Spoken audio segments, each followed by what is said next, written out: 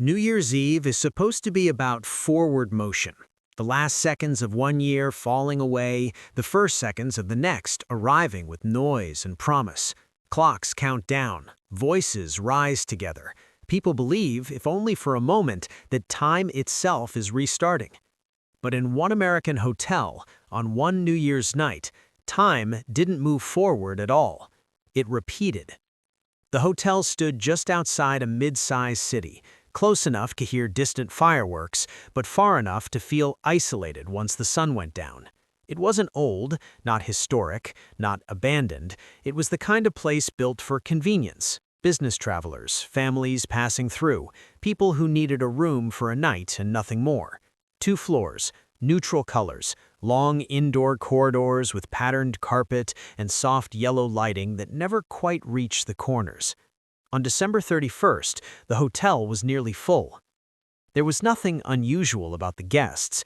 A couple attending a New Year's party downtown, a traveling salesman killing time before an early flight, a small family visiting relatives, and one man, staying alone, checked into a second-floor room near the center of the hallway.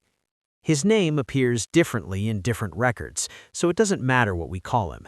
What matters is that he arrived early, unpacked neatly, and planned to spend the night quietly. No party, no countdown event, just sleep and a drive home in the morning. At 11:54 p.m., he stepped out of his room and into the corridor. He later said he only meant to get ice. The hallway was empty, too empty for a holiday night. Doors were closed, lights steady, the carpet absorbing sound the way it always did. He walked toward the ice machine at the far end, listening to the muffled thumps of distant fireworks echoing faintly through the building. Halfway down the corridor, he noticed something strange. The sound stopped. Not faded, not muffled. Gone. The hallway became unnaturally quiet, as if the building itself had been sealed off from the outside world. No fireworks, no traffic, no voices from other rooms. Even his own footsteps sounded duller than before. He checked his phone. 11:58 p.m. He kept walking. As he passed one of the emergency exit doors, the lights flickered. Just once. Enough to notice, not enough to alarm him. When the lights steadied again, the hallway looked identical. Same doors, same carpet pattern, same scuff mark near the baseboard he remembered passing seconds earlier. He slowed down. Then he realized he was standing in the exact same spot he had been in moments ago. The same door number to his left, the same exit sign ahead, the same faint smell of cleaning chemicals in the air. He turned around. The corridor stretched behind him, unchanged, no sign of movement, no people, no sound. He took a step forward. The lights flickered again. And suddenly, he was back where he started. Same spot, same view, same door number. This time, his phone buzzed in his hand. 11:58 p.m. He stared at the screen, his pulse quickening. He knew he had been standing there for more than a few seconds. He knew he had walked, turned, stopped, thought, and yet the clock had not moved. He laughed nervously, the sound oddly flat in the hallway, and took another step. The flicker came faster this time. The hallway reset. Same place, same silence. 11:58 p.m. He tried walking faster, then slower. He tried running. He tried closing his eyes while moving, counting steps, focusing on anything except the corridor itself. Each time, the lights flickered. Each time, he was returned to the same position, the same moment, the same second. It didn't feel like being pulled backward. It felt like being denied forward movement, as if the hallway refused to let the night progress. He shouted for help. His voice didn't echo. It didn't travel. It was swallowed immediately, as though the corridor absorbed sound the same way it absorbed time. He banged on a door. No response. He tried another, and another. His fist connected with solid wood, but the impact felt muted, distant, like hitting something padded. The lights flickered again. He was back at the starting point. 11:58 p.m. Panic set in. He tried to call someone. No signal, no Wi-Fi. The phone still worked, but it existed in a kind of isolation. no connection to anything outside the hallway. He pressed the emergency exit door open. For a split second, he saw the stairwell beyond it. Then the lights flickered. The door was closed. He was back. 11:58 p.m. Something changed on the fifth repetition. He noticed movement. At the far end of the corridor, near the ice machine, a figure stood facing away from him, a person he hadn't seen before, motionless, silent. Relief washed over him, followed immediately by fear. He called out. The figure didn't move. He started toward it, heart pounding, eyes locked on the shape ahead. With every step, the air felt heavier, like walking through resistance. The lights flickered. The figure was gone. He was back at the start. 11:58 p.m. Except now something else was different. There was a faint sound. Not fireworks, not voices. A rhythmic click, like a clock mechanism trying and failing to advance. The man didn't know how many times the moment repeated. Later, when investigators tried to reconstruct the event, they estimated anywhere from dozens to hundreds of loops. But inside the corridor, counting became meaningless. Without change, without progression, memory blurred. Each repetition felt both new and familiar, eroding his sense of sequence. At some point, he stopped trying to escape. He leaned against the wall, breathing hard, watching the lights, waiting for the flicker. And when it came, he felt it before he saw it. A subtle shift, like pressure releasing, and then snapping back into place. 11:58 p.m. The hallway was not stuck. It was holding that moment, that second before midnight, like a breath drawn and never released. And as the man stood there, trapped between years that refused to change, he began to understand something terrifying. The corridor wasn't repeating the moment for him. It was repeating it for itself, as if something in that stretch of hallway could not or would not allow the year to end, as if time itself had reached the boundary of midnight and been told to wait. And somewhere beyond the flickering lights, beyond the closed doors and muted sound, the rest of the world counted down. 10, 9, 8. While in that corridor, it was always 11:58 p.m. The man didn't hear the countdown, not the shouting, not the cheers, not the distant explosions of fireworks tearing open the sky. In the corridor, sound had a different rule. It existed only if the hallway allowed it. Everything else was filtered out, as if the moment had been sealed inside glass. He pressed his back against the wall and slid down until he was sitting on the carpet. The pattern beneath him felt familiar in a way that made his stomach turn. He knew he had sat here before. He knew it without remembering when. His body remembered what his mind could not. The lights flickered again. He closed his eyes. When he opened them, he was standing, not sitting, not leaning, standing exactly where he had been at the beginning. The hallway reset not just position, but state. His breathing was calm again, his heart rate steady. The panic that had built up inside him was gone, wiped clean like a chalkboard. Only a faint echo of fear remained, like a bruise you don't notice until you touch it. 11:58 p.m. He whispered the time aloud, testing whether his voice still existed. It did, but the sound felt thin, like it didn't belong fully to the space.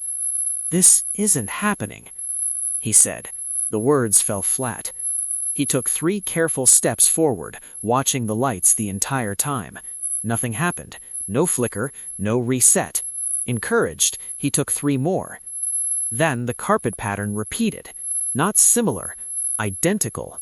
The same tiny stain shaped like a crescent near the base of the wall, the same loose thread he had noticed earlier, the same scuff mark right where his shoe landed. He froze. Slowly he turned his head. The door numbers were the same. He had moved forward, but the hallway had not. A strange calm settled over him. Panic required escalation, and escalation was impossible here. The moment resisted it. Whatever this place was doing, it wasn't designed for chaos. It was designed for containment. He tested the walls again, solid. He tested the doors, locked. He tested the lights by jumping, waving his arms, trying to cast a shadow. The shadows lagged, just barely, enough to notice, not enough to alarm him. When the lights steadied again, the hallway looked identical. The rhythmic clicking sound returned, louder now, not from one direction, but from everywhere at once. It reminded him of an old mechanical watch, the kind you could hear ticking if you held it close to your ear, except this ticking wasn't counting seconds, it was counting attempts. Each flicker of the lights felt less like a malfunction and more like a correction, as if the hallway was monitoring deviation and snapping itself back into alignment whenever something drifted too far. He wondered, briefly, what would happen if he didn't move at all. So he stood perfectly still. The lights did not flicker, the hallway did not reset, time did not move. 11:58 p.m. They were faint, pressed into the fibers at an angle that suggested someone had been standing there for a long time, facing the wall, close enough that their shoulder would have brushed the paint. The man's skin prickled. He followed the footprints with his eyes. They led nowhere. They simply stopped, as if the person who made them had been removed mid-step. The clicking sound returned, faster now. The lights flickered. This time, when the hallway reset, the footprints remained. So did something else. At the far end of the corridor, near the ice machine, 2 figures stood. Not moving, not facing him. Just standing, side by side, like people waiting for something to happen. He swallowed hard. "Hello?" he called out. No response. He took a step forward. No reset. Another step. The figures did not move. As he got closer, details sharpened. They looked like guests, ordinary clothes, jackets. One of them held a phone loosely in their hand, screen dark. The other's head was tilted slightly, as if listening for something. They were breathing. He could hear it now. Shallow, slow breaths, perfectly synchronized. He stopped a few feet away. "Are you stuck too?" he asked. The figures did not respond. The clicking sound grew louder, overlapping itself like multiple mechanisms struggling to move forward. It no longer sounded like a single mechanism struggling to move forward. It sounded like many systems arguing how. The 2 figures near the ice machine blurred, their outlines flickering in and out of focus, as if the corridor couldn't decide whether they belonged to this moment or the next. The incomplete face seemed to ripple, features briefly sharpening before dissolving again. "You changed the state." The man swallowed. "I didn't do anything." "You stayed," the voice replied. "Most don't." The corridor lights dimmed slightly, casting longer shadows that stretched in unnatural directions, refusing to align with any single light source. The shadows of the figures did not match their movements. They lagged behind, like memories struggling to keep up with reality. "What happens at midnight?" the man asked, forcing his voice steady. The figures did not answer immediately. The clicking slowed, spacing itself out like something carefully recalibrating.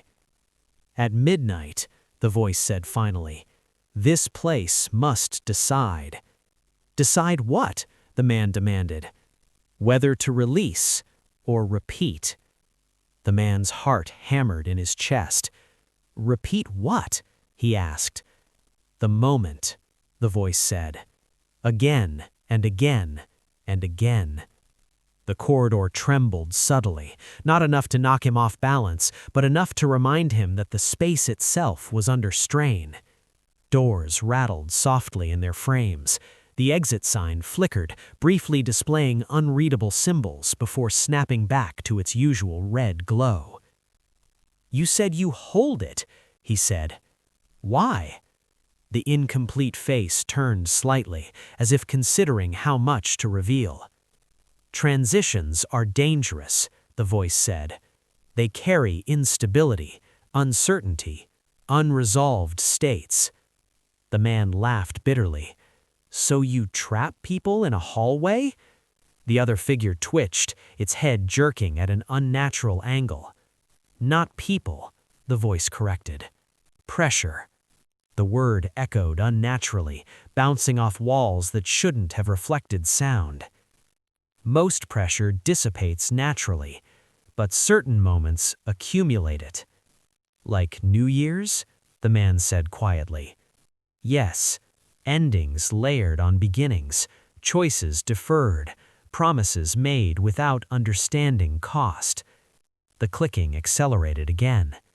This corridor, the voice said, is a buffer. The word sent a chill through the man. He remembered other stories he had read late at night, other places where time behaved strangely, other explanations that always sounded theoretical until They weren't. A buffer for what? He asked. For excess, the voice said, for overflow, for moments that cannot safely transition all at once. The man shook his head.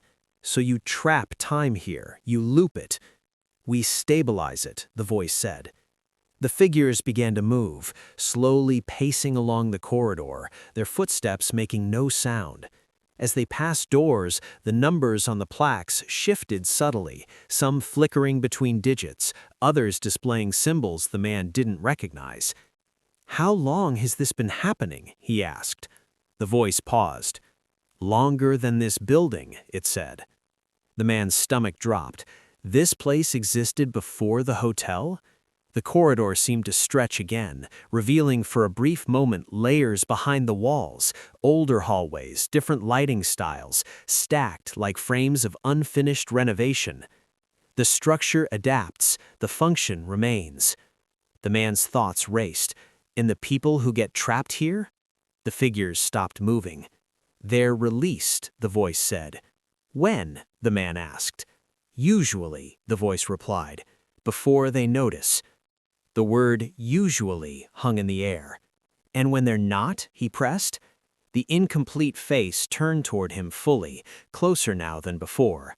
The lack of detail was more disturbing up close, like looking at a reflection that refused to resolve. Then they become markers, the voice said. The man glanced at the footprints on the carpet, the stationary figures, the sense of repetition embedded in his own body.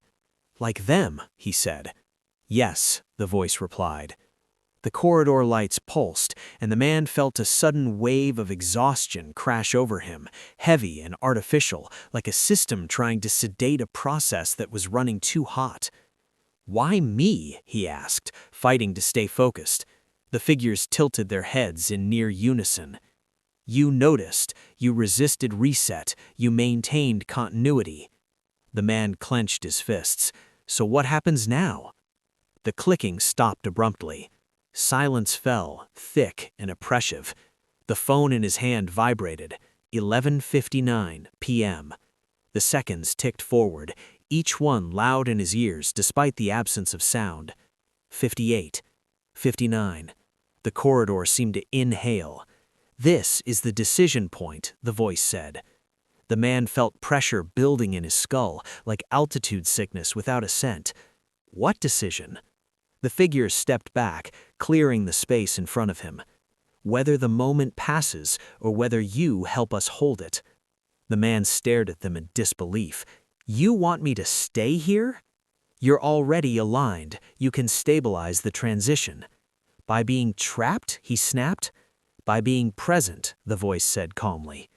The corridor began to shake more violently now. Doors rattled, light fixtures buzzed, the exit sign flickered rapidly, alternating between exit and unreadable glyphs. Outside the sealed moment, the world was counting down. 3, 2.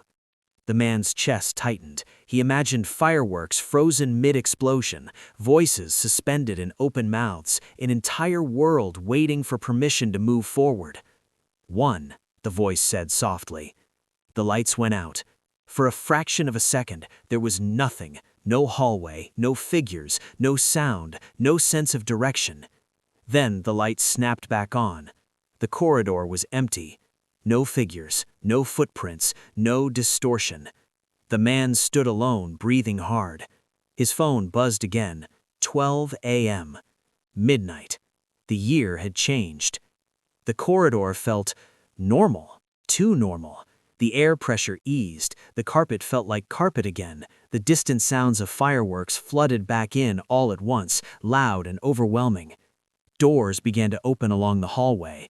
People stepped out, laughing, talking, unaware that anything had happened. A couple walked past him without a glance. Someone wished him a happy new year. He stood there, stunned. It was over. Or so it seemed. As he turned to return to his room, he noticed something that made his blood run cold. The clock on his phone continued ticking forward, but his reflection in the darkened window beside him lagged behind, just slightly. Enough to notice, enough to know. The corridor had released the moment, but it hadn't released him. And somewhere inside that hotel, something had learned exactly how much a single person could hold without breaking. The lag followed him back to his room. It wasn't dramatic. It didn't distort his vision or make the world feel unreal. It was subtle, almost polite. When he reached for the door handle, his reflection reached a fraction of a second later. When he exhaled, the glass responded just behind him. Enough to doubt yourself, not enough to scream. Inside the room, everything looked untouched. The bed was still neatly made, the television still off. His jacket lay where he had left it. The ordinary nature of it all felt wrong after what he had experienced, like waking from a vivid dream and finding the world stubbornly unchanged. He locked the door, then he unlocked it, then he locked it again. Each action felt deliberate, as if he were testing whether cause and effect still worked the way he expected. The lock clicked, the sound matched the movement, no delay. He sat on the edge of the bed and checked his phone. 12:03 a.m. Messages flooded in all at once. Happy New Year texts, missed calls, notifications stacked on top of each other as if they had been waiting for permission to arrive. He scrolled through them numbly, his mind still anchored in the corridor. One message stood out, sent from his own number, time-stamped 11:59 p.m. It contained only 3 words: "Don't stay long." His throat grew dry. He checked his sent messages. The text wasn't there, no record of it being sent, just received. A knock sounded at the door. He froze. The knock came again, calm, even, not urgent. "Front desk, just checking in," a voice called out. He stood slowly, every instinct screaming at him not to open the door. But another part of him, the part that had survived the corridor, recognized a familiar pressure, the sense that refusal itself might cause something worse. He opened the door. The hallway was normal, bright, no flicker, no distortion. A middle-aged man in a hotel uniform stood there, holding a clipboard, smiling politely. "Everything okay, sir?" the man asked. The guest searched his face for any sign of recognition, any hint that the front desk knew what had happened upstairs. "Yes," he said cautiously, "I just got turned around." The clerk nodded, as if this were the most reasonable thing in the world. "Happens a lot tonight. New Year's can be disorienting." The word hit harder than it should. "Did anyone else mention the hallway?" the guest asked. The clerk's smile tightened just slightly. "People mention a lot of things on New Year's. Fireworks, noise, bad cell service." He checked something on the clipboard. "You're in room 214, correct?" The guest frowned. "No, I'm in—" He stopped. He didn't know the number. The clerk waited patiently. "Second floor, middle of the hallway," the guest finally said. The clerk nodded and made a note. "Well, if you need anything, just call down, and Happy New Year." As the clerk walked away, the guest noticed something strange. His footsteps made no sound. He closed the door and leaned against it, heart pounding. He looked around the room again, suddenly unsure how much of it he could trust. He checked the bathroom mirror. This time, his reflection matched him perfectly. No lag, no delay. He slept poorly that night, not because of nightmares, but because of anticipation. He kept expecting the room to reset, the lights to flicker, the walls to stretch. None of it happened. Morning came. Sunlight poured through the curtains. Cars moved in the parking lot below. The world behaved exactly as it should. At breakfast, he watched other guests laugh and talk about the night before, about countdowns and champagne and resolutions they already suspected they wouldn't keep. No one mentioned hallways, no one looked haunted. At checkout, the clerk handed him a receipt. He glanced at it out of habit. Check-in, December 31st, 3:42 p.m. Check-out, January 1st, 12:08 a.m. Midnight. "You checked me out at midnight?" he asked. The clerk looked confused. "That's when you left, sir." "I left this morning," he said. "I'm standing here." The clerk frowned and turned the screen slightly. "System shows you exited the building at exactly 12:08 a.m. Keycard log, security door, everything." The guest felt the familiar cold weight settle in his chest. "So who checked out my room?" he asked. The clerk hesitated. "You did," he said slowly.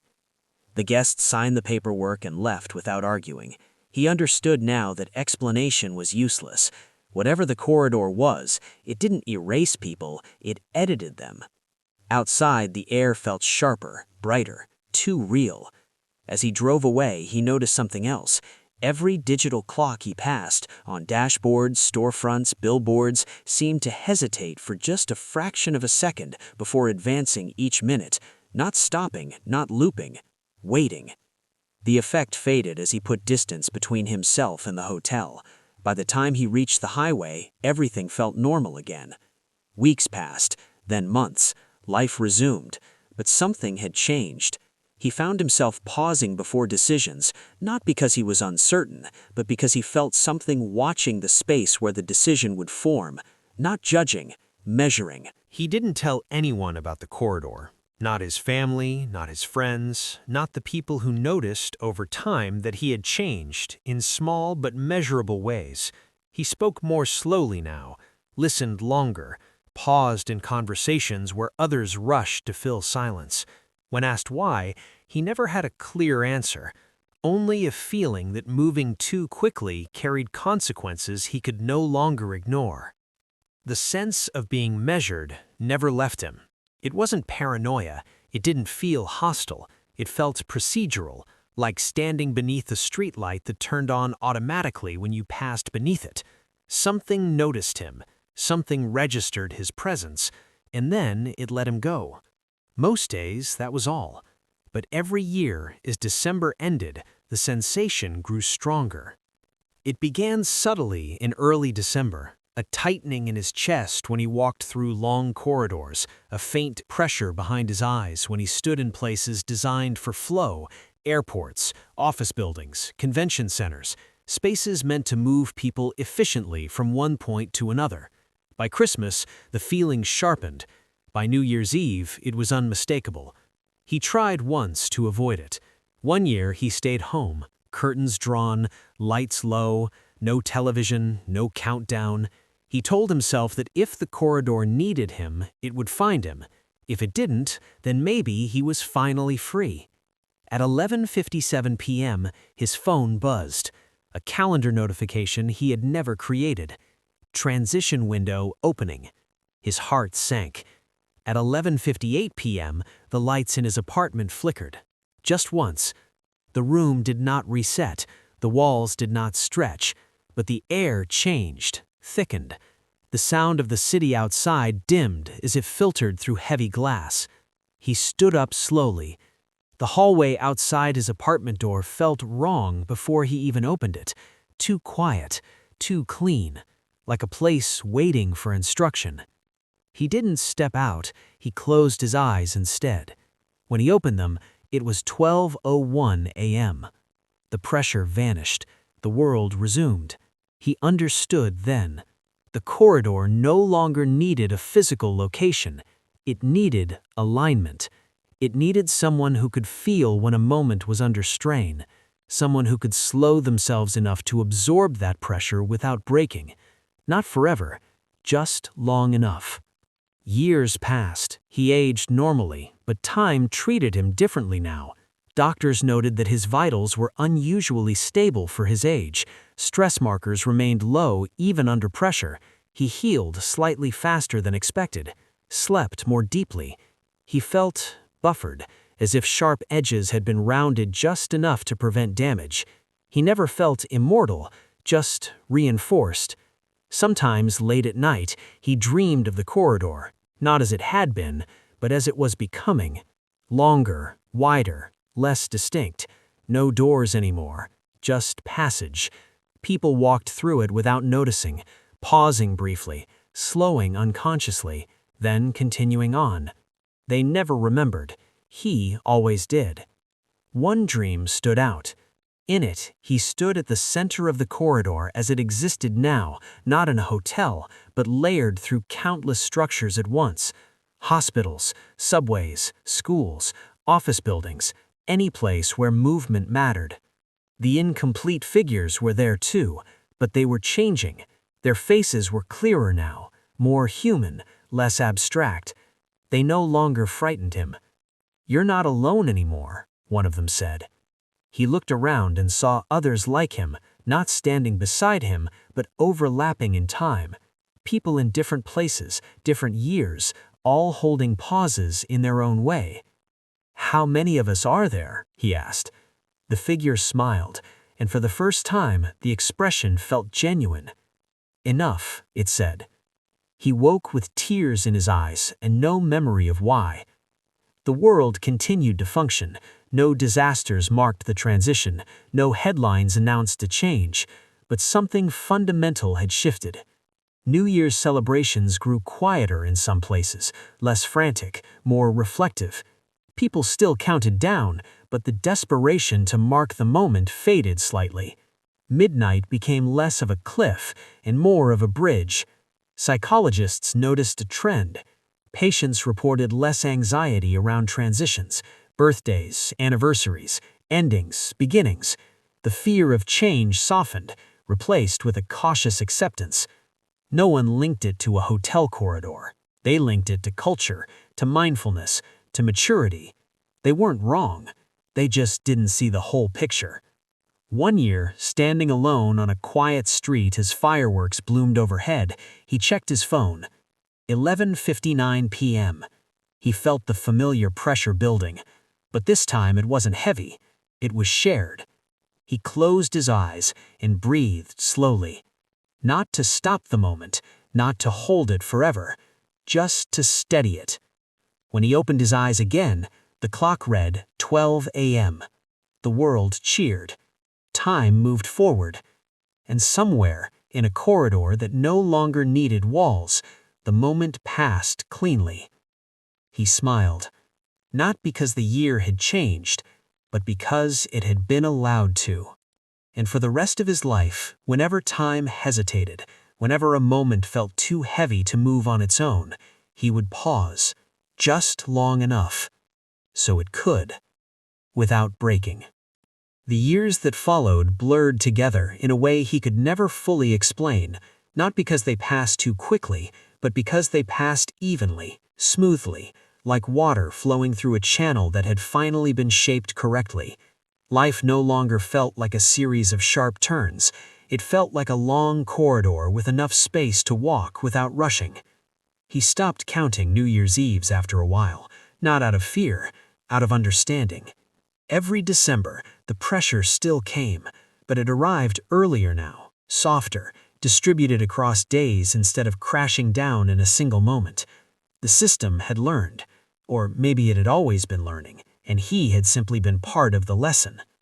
He was no longer pulled into hallways or sealed moments. No lights flickered just for him anymore. No figures appeared. No voices explained what could never truly be explained. Instead, there was something quieter. Responsibility. Not assigned, not demanded. Felt.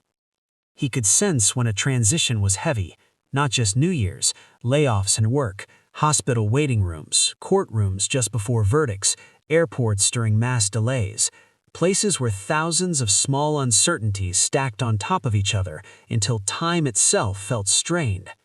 In those moments, he slowed down. Sometimes it was as simple as standing still instead of pacing. Sometimes it meant speaking calmly when others raised their voices. Sometimes it meant waiting an extra breath before making a choice. Nothing dramatic, nothing supernatural, and yet the effect rippled outward. Tension eased, arguments softened, decisions landed without fracture. No one ever thanked him. They never noticed. That was the point. Once, many years later, he passed by the old hotel. He hadn't planned to. He was driving through the area for work, following a detour that led him down a familiar road. The building was still there, but it barely resembled what it once was. New signage, new paint, a different name. He parked across the street and sat in his car watching people come and go. Families with luggage, couples laughing, a tired man dragging a suitcase behind him. Life passing through. At exactly 11:58 p.m., the lights inside the building flickered. Just once. He felt it deep in his chest. Not a pull, a recognition. He didn't go inside. He didn't need to. The corridor no longer belonged to one place. It lived wherever time hesitated and needed help moving forward without tearing. He drove away before midnight. That night, he dreamed of the corridor one last time. But it was empty now. No doors, no figures, no ticking. Just a long, open passage filled with soft light, stretching forward without urgency. Time moved there, not in steps or loops, but in breaths. He walked for a while. Then he stopped, and nothing forced him to start again.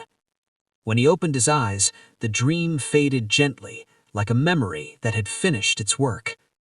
In the final years of his life, people described him in simple terms: calm, grounded, present, someone who made others feel less rushed just by being nearby, someone who listened without needing to fix things. He never corrected them. There was nothing to explain. On his last New Year's Eve, he sat by a window watching fireworks bloom silently against the sky. He didn't check the time. He didn't need to. When midnight came, he felt it pass. Cleanly. No pressure, no strain, no hesitation. The world moved forward. So did he. And somewhere, beyond clocks and calendars, beyond corridors and systems, time continued its quiet work, no longer looping, no longer trapped, no longer stolen. Just moving. Held when necessary. Released when ready. The story could end there, but for systems like these, endings are... The final lesson arrived quietly, the way all true endings do. There was no announcement, no warning, no visible shift in the world's machinery. Time did not slow dramatically.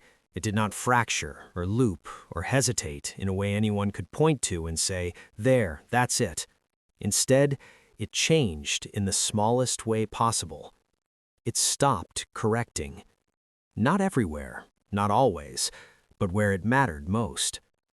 For decades, time had learned to breathe with humanity, to pause when pressure built, to move when stillness became weight. It had learned balance through corridors, through peoples, through moments held and released. But now, something else was happening.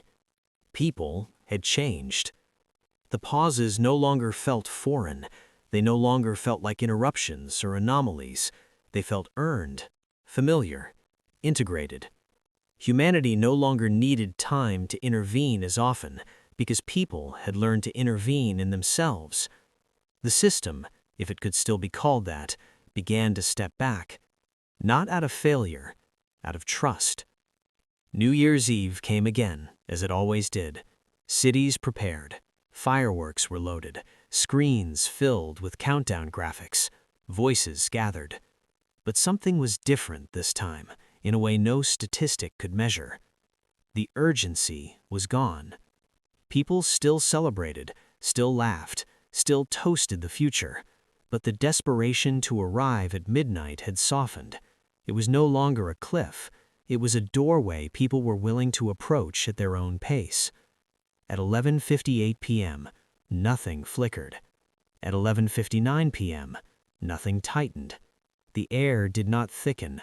Sound did not dim. No pressure gathered in the chest of any one person, anywhere in the world. Time watched and did nothing. Midnight came.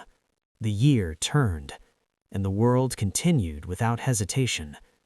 No one noticed that the corridor had not been needed. That was the proof. The corridor, born in a forgotten hotel hallway, shaped by repetition and fear, refined through sacrifice and cooperation, had completed its purpose. It had never been meant to exist forever. It was a teacher, not a prison. And now, the lesson had taken root. Time no longer needed buffers because humanity had learned restraint. Time no longer needed anchors because people had learned presence. Time no longer needed to repeat moments because moments were no longer being crushed under expectation. Somewhere, in places that once would have carried strain, nothing happened. A hospital hallway remained quiet, but not heavy. An airport terminal buzzed, but did not boil over. A courtroom awaited a verdict, but the air held steady. Time flowed, not because it was forced, because it was allowed. If the man who first stood in that corridor could have seen this moment, he might not have recognized it as an ending. There was no closure ceremony, no acknowledgement of what he had carried, no marker to say this is where it ends. But he would have felt it. In the absence of pressure, in the ease of transition, in the way the world moved forward without needing anyone to stand still for it.